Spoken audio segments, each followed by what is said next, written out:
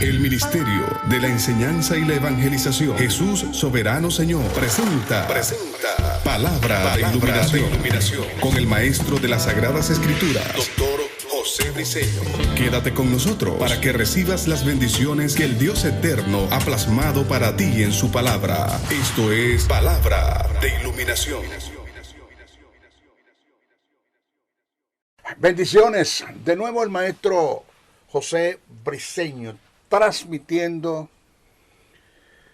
verdades de reino, la verdad verdadera, la verdad absoluta. Esa verdad que, gracias al Eterno, me confió y me guardó desde mi niñez. Aún no me había engendrado mi padre y no me había concebido mi madre cuando ya el Eterno, el gran yo soy, me había escogido para este gran propósito que es el ser un receptor de una de las verdades del reino que están plasmadas en el texto sagrado, parte de sus pensamientos, del pensamiento del Eterno, que fueron inspiradas por el Espíritu y fueron plasmadas en el texto sagrado, están plasmadas en el texto sagrado en revelación, y que por gracia de Dios, por su Espíritu, se me dio el significado de estas verdades, o parte de estas verdades que viene siendo la iluminación. El texto sagrado registra el pensamiento de Dios, el pensamiento de las tinieblas, cómo piensa Satanás, los ángeles, los demonios, y el pensamiento de los hombres, en su decir, en su expresar, en su hacer, en sus equivocaciones, sus opiniones. Pero eso está plasmado en el texto sagrado. Desde el estado de Texas, la hermosa ciudad de Dallas, transmite el Maestro Briceño para un mundo, por ende, esto es internacional, estamos pasando fronteras. Gracias a todos los que están escuchando estos mensajes, estos audio, imagen, y pido por favor que no se queden con ellos, compartan este conocimiento que sirve de mucho, pero ni siquiera tienes una idea cuánto necesita no solamente el pueblo de Dios, sino el mundo de las verdades del reino, la verdad verdadera, la verdad absoluta. Pido por favor no se queden con ellos, compartan estos mensajes. En esta oportunidad quiero tratar un tópico de un tema que yo desarrollo, que se llama conflicto entre dos reinos. Lo que erradamente la gente llama guerra espiritual, que no existe tal cosa, de eso de guerra no existe. La iglesia no está pasando por ninguna guerra espiritual. Ya la guerra la libró Cristo. En la guerra se decide un ganador y un perdedor. ¿Quién ganó? Cristo. ¿Quién perdió? El diablo. La guerra fue definitiva y determinante. Ya se decidió, eso fue absoluto. La iglesia está pasando por batallas o luchas. Esos son los conflictos que la iglesia está librando. Batallas y luchas, no guerra. No hay tal cosa como hablar de guerra espiritual. Entrar en mapeos espirituales y bueno, hay muchos principios de ocultismo en esos que están supuestamente enseñando que la iglesia está pasando por guerra espiritual. Eso no existe. Pero bueno, hay un estudio que doy en YouTube que se llama Conflicto entre dos reinos, de 21 horas. Búsquelo, ahí está. Y ahí usted se va a edificar de las verdades del reino en relación al conflicto entre los dos reinos. Voy a tocar un tópico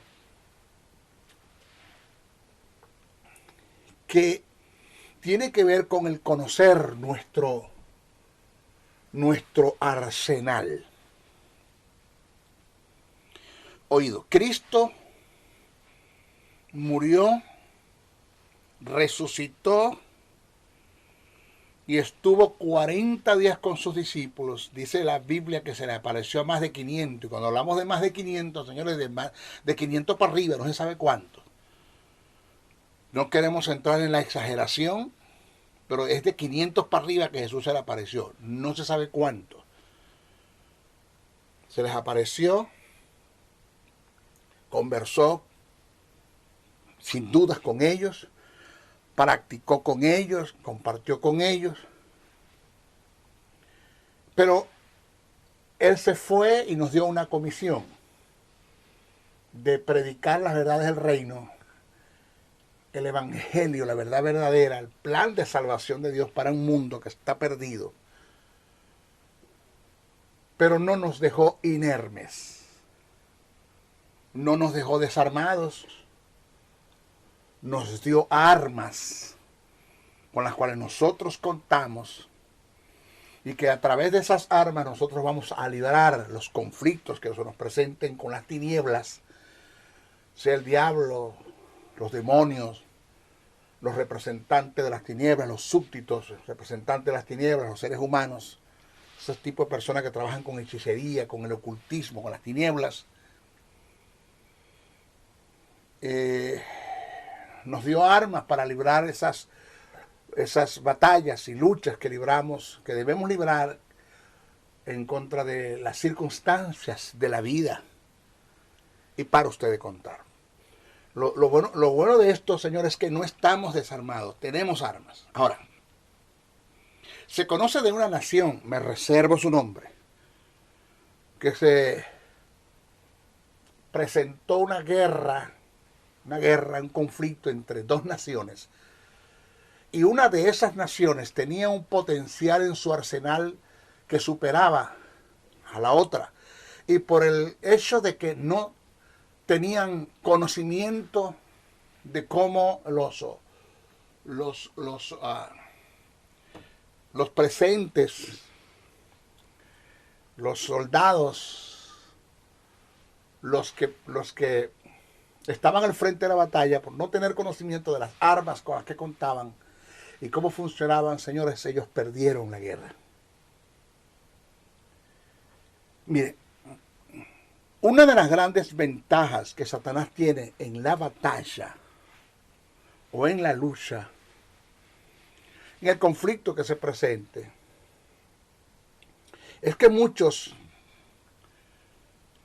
cristianos, creyentes, hijos de Dios, que fungimos como soldados o que fungen como soldados, no conocen las armas con las que cuentan. Pablo, cuando escribe a los Efesios, en el capítulo 6, verso 11, utiliza una expresión que tiene mucha referencia a las armas y que es de suma importancia. Cuando leí el texto se resaltó de allá para mi espíritu, algo así como que el Espíritu Santo me dijo: detente y analice este término desde el punto de vista etimológico. Y es el término vestidos. Cuando Pablo dijo vestidos de toda la armadura de Dios. Ese término vestidos tiene un significado muy grande en el pasaje, en el desarrollo del pensamiento de Pablo, que le da luz al pasaje. Pero como los cristianos o los evangélicos, perdone usted la forma de decirlo, la mayoría lo que hacen es que leen Biblia, pero no estudian el texto sagrado. Se pierden de estas verdades. Ese término vestidos, cuando usted lo analiza, ya yo lo hice, desde el punto de vista etimológico,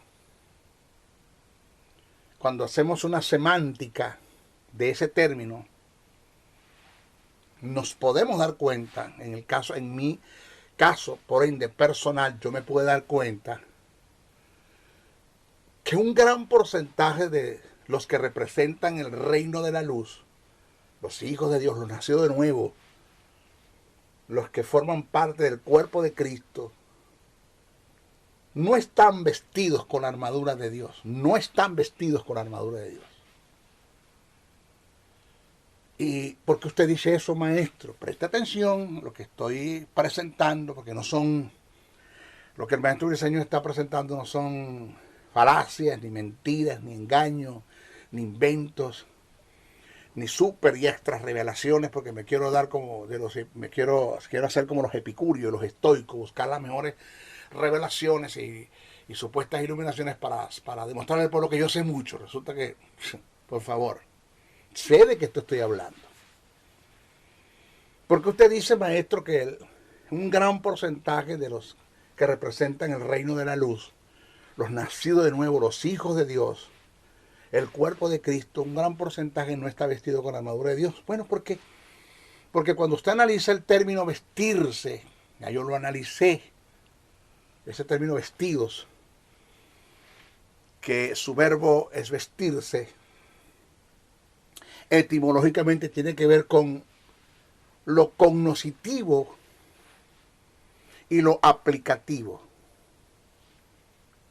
O sea, no tiene que ver con lo accesivo, porque si yo digo que la iglesia tiene acceso a las armas, vaya, tenemos acceso, son nuestras, nos las dieron, es parte de nuestra herencia, nuestro legado, de nuestro arsenal. Pero una cosa es que yo tenga acceso a las armas y otra cosa es que yo conozca cada una de ellas para después aplicarla. Ese es el significado que le da Pablo al término vestirse. Vestirse tiene que ver con lo cognoscitivo y lo aplicativo. Entonces, si nosotros analizamos bien, desde el punto etimológico, la iglesia, el cuerpo de Cristo, los nacidos de nuevo, los hijos de Dios, puedan decir con toda propiedad, ya lo dije, repito, que tienen acceso a las armas. Eso es una cosa. Es como decir, yo tengo acceso, es parte de mi herencia, de mi legado, a vivir sano 24 horas al día, pero porque estoy enfermo, porque una cosa es lo que dice el texto sagrado en relación a lo que yo soy, tengo y puedo en Cristo Jesús, y otra cosa es lo que yo estoy viviendo de esas verdades del reino. Una cosa es lo que la Biblia dice de mí desde el punto de vista posicional, y otra cosa es lo que en verdad se está haciendo en mí desde el punto de vista posesional. Entonces, la iglesia puede decir con toda propiedad que tiene acceso a las armas.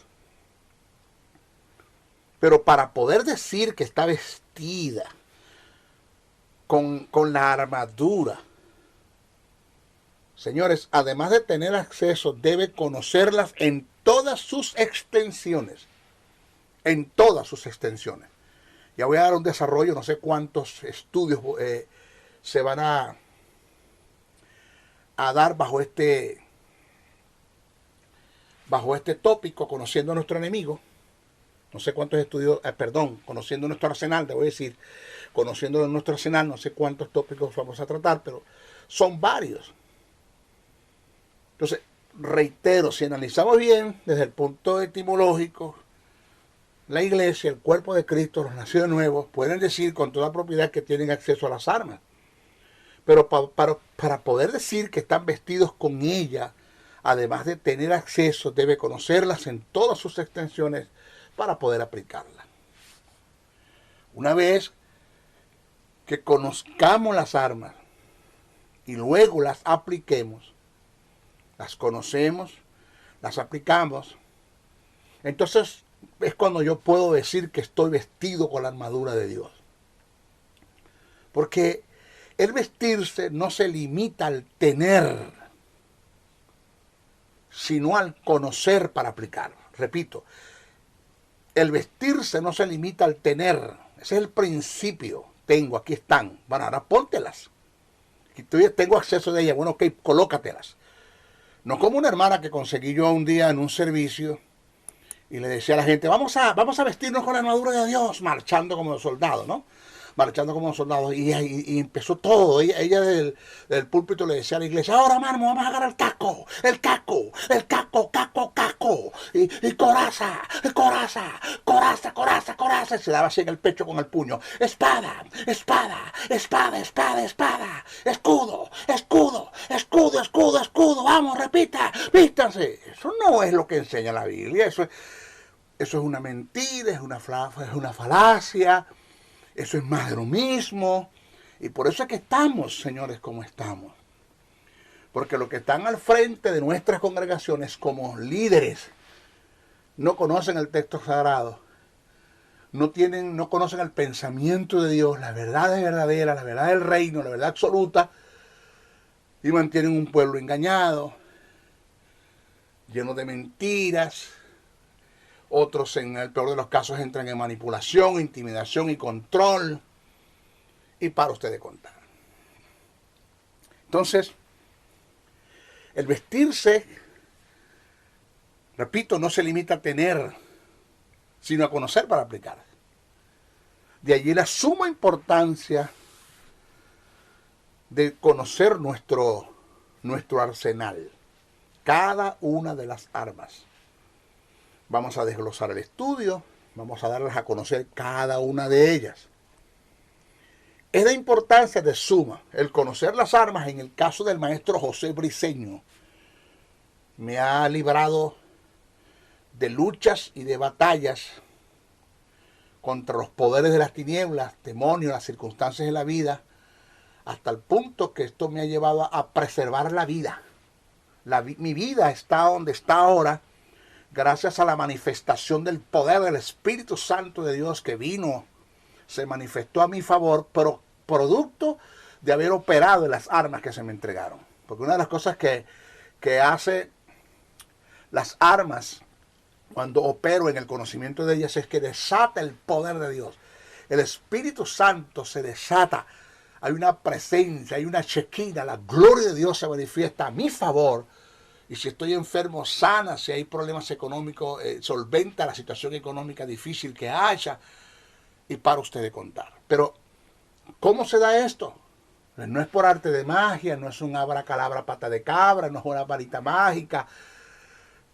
El Espíritu Santo no es el genio de la lámpara, ya maravillosa, donde la frotas y sale un genio a funcionar, a resolver todos los problemas a tu capricho, a tu merced. No, el Espíritu Santo trabaja con principios de reino. Es el poder de Dios que está en nosotros, el dunamos de Dios, la dinamita de Dios, que dentro del dunamos hay tres poderes, el kratos, el ischus y la energia. Son tres poderes que están inherentemente en el Espíritu Santo, que son propiedad de Él, que es el dunamos, y que ese Espíritu está en mí. De modo que en mí los poderes de Dios están a mi favor. Está el dunamos, el kratos, el ischus y la energia, que se desata por otro tipo de poder, que es por la exousia, que es la autoridad de Dios. Eso lo vamos a hablar después. Entonces el Espíritu Santo va a funcionar a mi favor. Es cuando yo opero, conozco el arsenal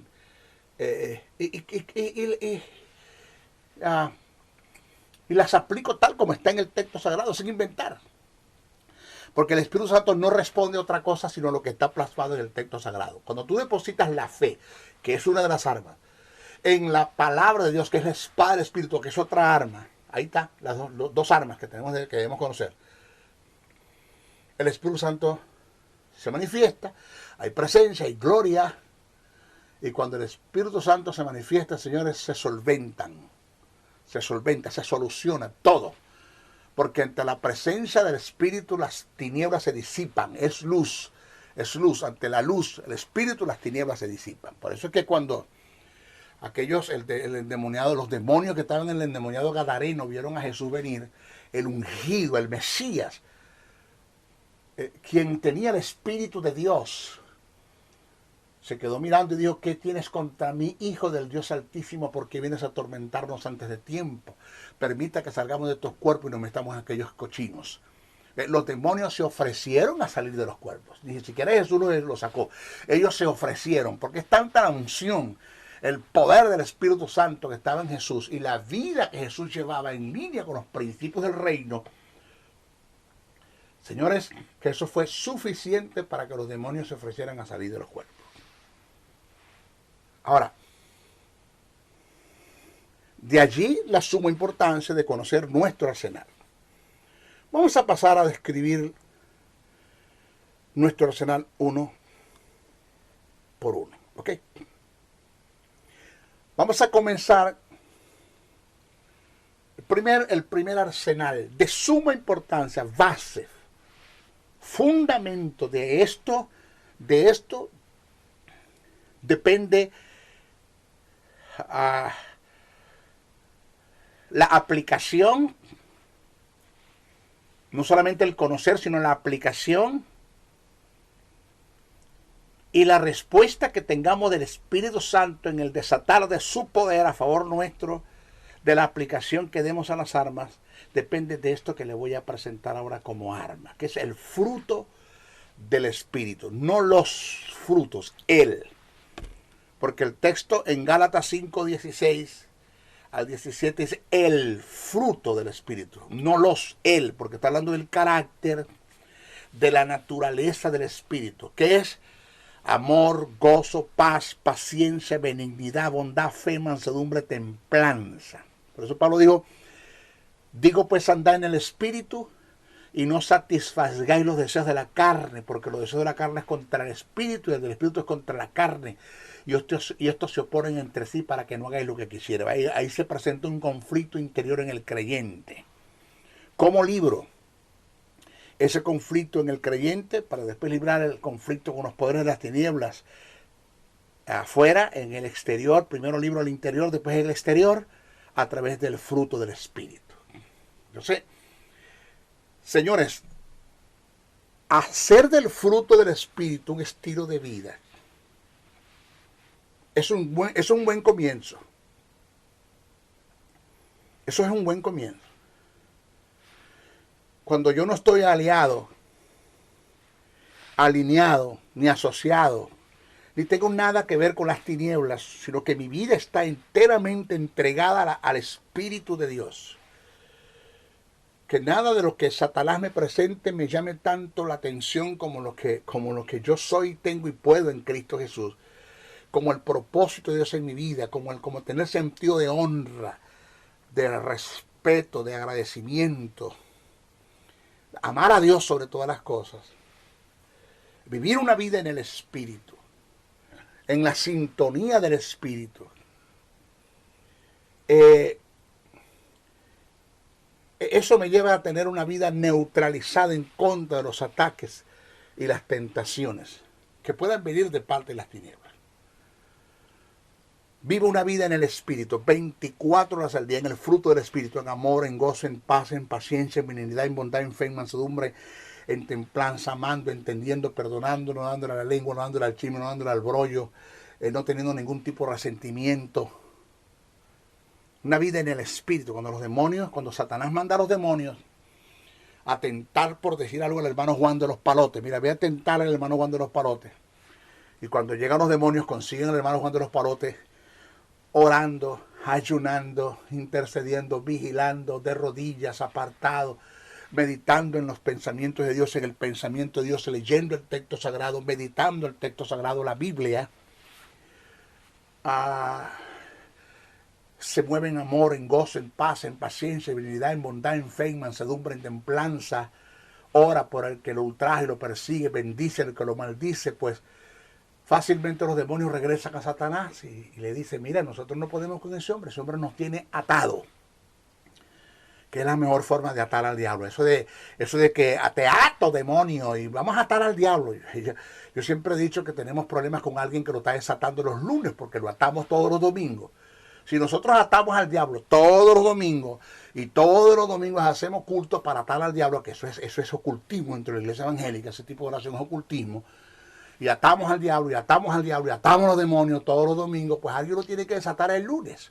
Alguien lo tiene que estar desatando el lunes, porque esto no puede ser. La mejor forma de atar al diablo es no dándole lugar en nuestra vida. Por eso Jesús dijo, viene el Dios de este siglo y nada es nada, nada tiene en mí. ¿Por qué? Porque no doy lugar. Por cualquier área que se me quiera meter, señores, las puertas están totalmente cerradas, no tiene lugar, no tiene acceso. Jesús vivió una vida enteramente en el Espíritu, en el propósito de Dios, en el amor a Dios, en la honra a Dios, en el respeto a Dios, en el agradecimiento a Dios. Ese era Jesús.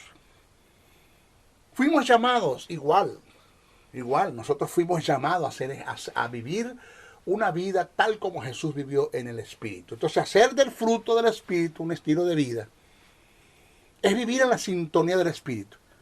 Y vivir en la sintonía del Espíritu es tener una vida neutralizada en contra de los ataques y las tentaciones. Satanás no tiene, óigase bien, no tiene cabida en un hombre que ande en el Espíritu. No tiene cabida. Y esta es una de las armas más potentes, y que de esta depende la función de las demás, más potentes que la iglesia tiene, la cual debe conocer, aplicar y no descuidar. ¿Cuáles son, maestro? Entre estas tenemos amor, gozo, paz, paciencia, benignidad, bondad, fe, mansedumbre, templanza. Ahora, como decía un actor cómico, ahí está el detalle. Esto no es cuestión de que te lo estoy nombrando. Esto es cuestión de que yo debo meterme en el texto sagrado y hacer un estudio exegético y sistemático, ir a los libros que están en el texto sagrado y buscar entre ellos todo lo que está registrado. Por decir algo, te voy a dar un ejemplo en relación al amor. Vamos a ver, porque no es cuestión de que yo te diga, aquí tenemos el fruto del Espíritu como armas: amor, gozo, paz, paciencia, serenidad, bondad, fe, mansedumbre, templanza. A su nombre, gloria y fuerte la paz del Señor. No, hasta ahí no llega esto. Yo para hacer del amor como fruto del Espíritu parte de mi arsenal y ejecutarlas, y que esto traiga resultados, que hay una manifestación del poder del Espíritu Santo en mi vida, a mi favor y a favor de los que me rodean. Señores, yo debo conocer cada una de ellas. Por ejemplo, ¿qué es el amor? El amor. O sea, subirse a un púlpito y decirle a la gente: hermano, vamos a amarnos unos a los otros, hay que amarnos, usted tiene que amar. Pero ¿qué es amor? ¿Qué es amor? Cuando usted analiza el texto sagrado, Pablo, que es el que se mete más fuerte en este tópico en relación al amor, también Juan lo hace. Pablo, en la primera carta a los Corintios, el capítulo 13, te da una cátedra del amor. Pablo te dice lo que el amor es, lo que el amor no es, lo que el amor hace, lo que el amor no hace y lo que el amor no deja de ser por naturaleza. Entonces, cuando nosotros nos metemos en el texto sagrado, diferentes partes de las Escrituras donde habla del amor, y hacemos un estudio, y vamos a un estudio sistemático, donde vamos tomando información en todos los libros del texto sagrado de lo que en relación al amor, y lo vamos plasmando, sacamos un estudio acerca de esto, conocemos lo que es el amor. Entonces, cuando vamos a aplicar esto, si vamos al caso, señores, me atrevo a decir que un gran porcentaje de nuestros feligreses, de nuestros creyentes, de los hijos de Dios, de los que componen el cuerpo de Cristo, no conocen, ni tienen siquiera una idea de lo que es el amor. No tienen una idea de lo que es el amor. Mire, en una ocasión me hicieron una pregunta en un programa de radio y me dijeron: maestro, ¿usted ama a Dios? De las cuales yo me quedé mirando a la demorador o a la locutor. Era una mujer. Me la quedé mirando y le dije: qué pregunta tan difícil tú me has hecho, el cual no te voy a dar una respuesta apresurada, porque para responderte eso no es nada fácil. Primero tendría que analizar toda mi vida, el recorrido de mi vida, porque el decir que yo amo a Dios no es nada fácil. Yo te voy a responder como le respondió Pedro a Jesús, tú lo sabes. Cuando Jesús le pregunta a Pedro, ¿me amas? Y Pedro le dice, Señor, tú sabes que te amo. La segunda vez le pregunta a Jesús, ¿me amas? Pedro le responde, tú sabes que te amo. La tercera vez Jesús le pregunta, ¿me amas? Y Pedro se contrista. La tradición nos dice que Pedro se contrista porque Jesús le recordó 3 veces que lo negó con preguntarle 3 veces, ¿me ama? Y resulta que no. Eso no es lo que está en el texto plasmado, sino que ahí hay un cambio de verbo. Cuando Jesús le pregunta a Jesús, ¿tú me amas? El verbo que Jesús utilizó fue agapán, del sustantivo ágape, que es un amor incondicional. No es un amor entregado totalmente, sin reservas. Y Pedro le responde a Jesús, Señor, tú sabes que yo te amo. Pero el término que utilizó Pedro fue filie, que es un verbo derivado del sustantivo filí, que tiene que ver con yo siento algo por ti. La segunda vez Jesús le pregunta a Pedro, ¿tú me amas? ¿Tú me amas? Vuelve a utilizar el verbo agapán, del sustantivo ágape. Pedro dice, Señor, tú sabes que yo te amo. Vuelve a utilizar el término filie. Ágape, el verbo ágape, filie, del sustantivo filí. Y la tercera vez que Jesús le pregunta a Pedro, Pedro, ¿tú me amas? Pedro se contrista, ¿por qué? Porque Jesús utiliza el verbo filí, del sustantivo filí, le cambia el verbo. Y por eso Pedro se contrista. O sea, Jesús lo que lo quiso decir fue, o sea, Pedro, tú solo me filíes, no me haga pan, me filíes. Y Pedro se contrista y se lo queda mirando y le dice, Señor, tú sabes que yo te filié, que no te haga pan, tú conoces todas las cosas. Jesús le dice, Señor, Pedro, si me haga pan, no si me filíe, si me haga pan. El amor incondicional, el amor que todo lo entrega, que todo lo da, que todo lo espera, que todo lo soporta, que no es jactancioso, que no es vanidoso, que no es vengativo. El amor que está dispuesto a entregar la vida, que no hay nada que valga tanto como el que tenga que entregar lo que sea, aunque sea la vida, para expresar mi amor hacia Dios. Si tú me hagas pan, pastorea mis ovejas. Entonces, cuando hablamos del amor de Dios como arma, señores, esto nos libra primero de cualquier tipo de resentimientos. La iglesia está llena de resentimientos. Dentro de la iglesia hay gentes que se odian. Dentro de la iglesia, que se tienen envidia, que hay celos, que hay falta de perdón, que hay rencor dentro de la iglesia.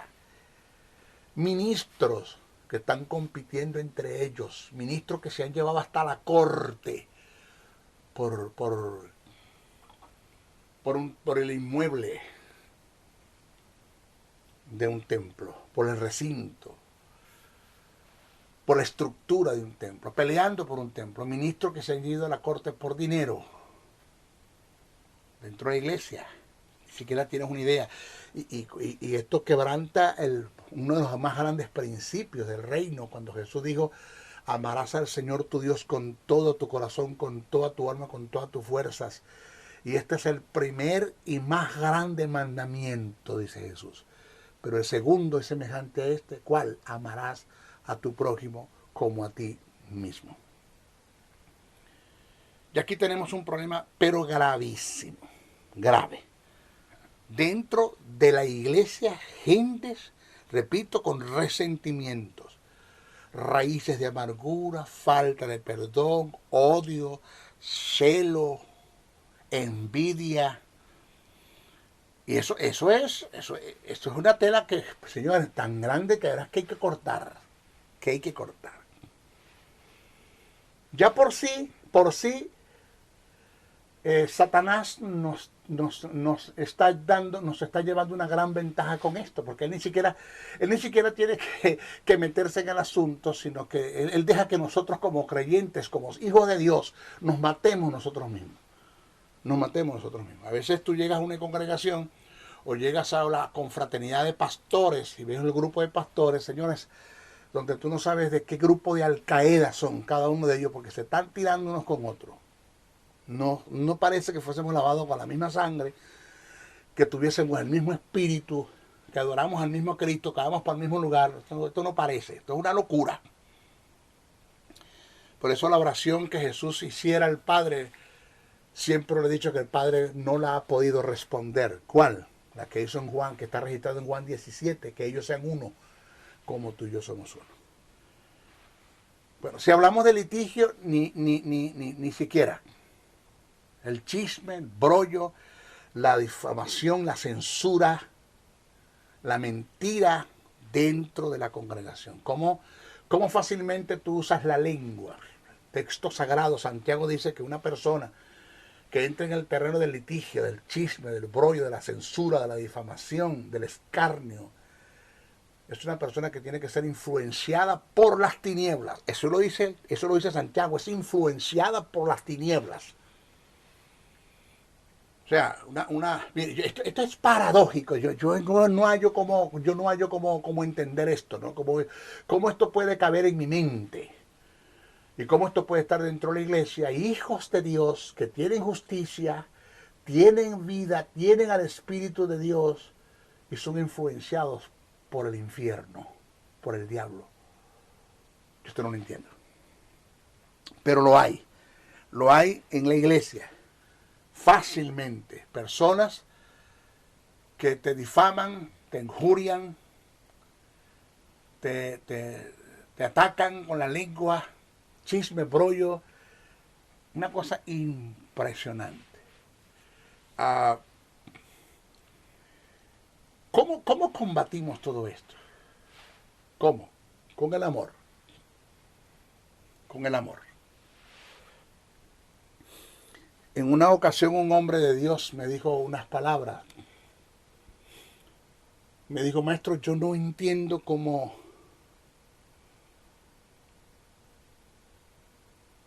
es que tú soportas tantos ataques, tanta calumnia y tanta mentira que se levanta en contra de ti. O es que no entiendo, ¿no? No tienes huesos, no tienes sangre, no tienes tendones, no te duele lo que la gente te hace. Y yo le digo, sí. He aprendido que por causa del amor a sufrir el agravio y menospreciar el oprobio. He aprendido a no ser reactivo, sino proactivo. A tomar decisiones en pro a los principios del reino, a amar al que me maldice, bendecir al que me maldice, amar al que me ultraja y me persigue, lo que dice el texto sagrado. Entonces, aquí tenemos la primera arma, el fruto del Espíritu. Pero no es decirlo, sino vamos a ver, debemos estudiar cada uno de ellos. Ya te di un ejemplo por decir el amor. Por amor, el fundamento de todo es el amor. Porque de tal manera amó Dios al mundo. Yo soy producto, mi vida de salvación, la justicia divina que está en mi espíritu y la vida eterna que está en mi espíritu. El formar parte del cuerpo de Cristo, ser hijo de Dios, llegar a un estado de regeneración y pasar a ser hijo de Dios es producto del amor. Porque de tal manera amó Dios al mundo que ha dado a su Hijo unigénito para que todo aquel que en él creyera no se pierda, más tenga vida eterna. El fundamento de todo es el amor. Dios nos amó, amándonos, tuvo compasión, teniendo compasión se movió a misericordia, moviéndose a misericordia manifestó su gracia, manifestando su gracia nos dio su perdón, perdonándonos nos regeneró, regenerándonos nos hizo sus hijos. A los que creen en su nombre les dio potestad de ser hechos hijos de Dios. Pero todo se dio por amor. El amor no es un sentimiento. El amor es un mandamiento. Independientemente cómo la persona te caiga, independientemente de lo que te hagan, independientemente de que haya caído, que te hayas hecho la más grande traición de este mundo, la más grande traición. Piensa eso, la más grande traición que te haya hecho, la puñalada más grande que te hayan dado y que te hayan atravesado el pulmón cuando diste la espalda, que te dieron un beso de frente y por detrás te clavaron una puñalada que te atravesaron el pulmón. Cuando tú sientas esa puñalada, estás llamado a dar giro y quedarte mirando a la persona y decirle te amo. Nunca responder mal por mal. Esa es la ley del talión. Eso no es bíblico, eso no es escritural. ¿Es fácil? No es fácil. No es fácil, pero es la única forma que nosotros tenemos para liberar esta batalla, esta lucha que de paso es interna, no es externa, es interna. Es una lucha que yo tengo que aprender a librar conmigo mismo, con el yo soy de yo mismo, con yo mismo, conmigo mismo. Y perdone usted el mal español. Siempre he dicho que jamás yo podré librar una batalla con los poderes de las tinieblas en el exterior cuando no he podido librar mis propias batallas. Y esto es un monstruo, esto es un asesino silencioso, esto es un mal que está inherentemente en el creyente, que muy pocos corrigen. Por decir algo, los resentimientos, muy pocos los corrigen, muy pocos los disciplinan. Tú caes en un pecado de inmoralidad, por decir algo, inmoralidad sexual, por decir algo. Y todo el mundo te cae encima, te cercenan, te apartan, te disciplinan, hablan de ti, ya tú no sirves, porque el único pecado que se juzga dentro de la iglesia es el que se hace del ombligo para abajo. Pero el que se hace del ombligo para arriba, nadie dice nada.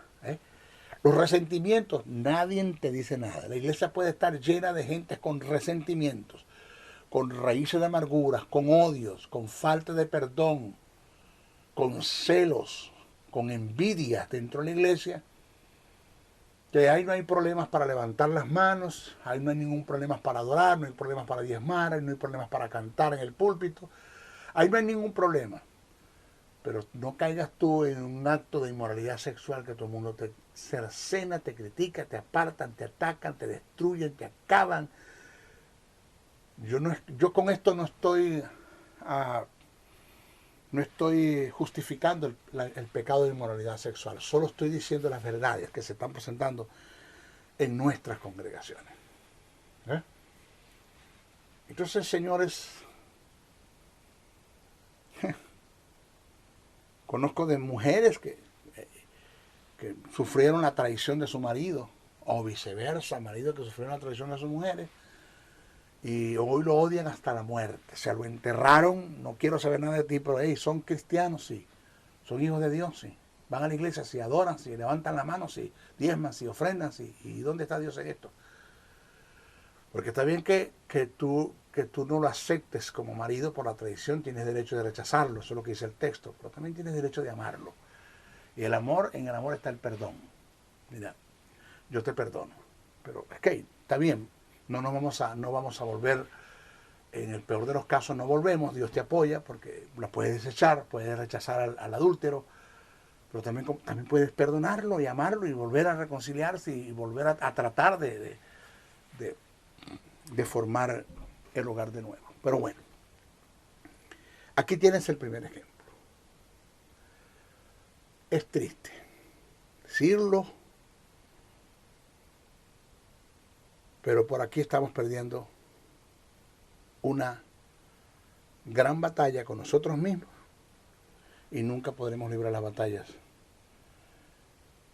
con los poderes de las tinieblas afuera si no libramos lo que tenemos adentro. Jesús en una ocasión dijo, si traes tu ofrenda al altar, ofrenda tiene que ver con adoración, y tienes algo contra tu hermano, ve y pídele perdón. Primero ve allá, resuelve el problema y después regresa acá. Eso no es fácil. ¿Okay?